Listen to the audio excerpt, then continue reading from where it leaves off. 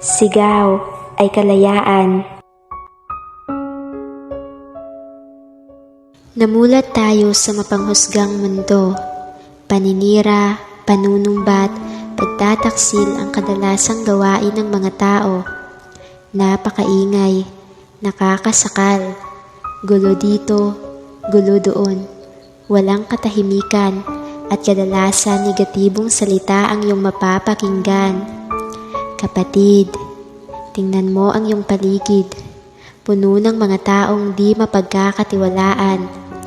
Kunyari, mababait na kaibigan, ngunit mapagpanggap na nilalang.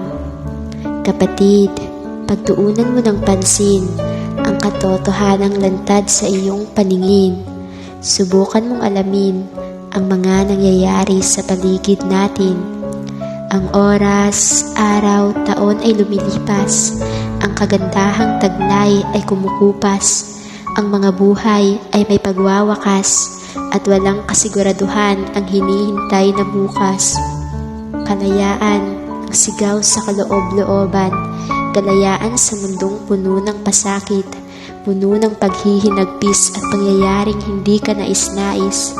Dalhin mo ako sa lugar na handog ay kapayapaan, walang hanggang kasiyahan at may taglay na kaginhawaan.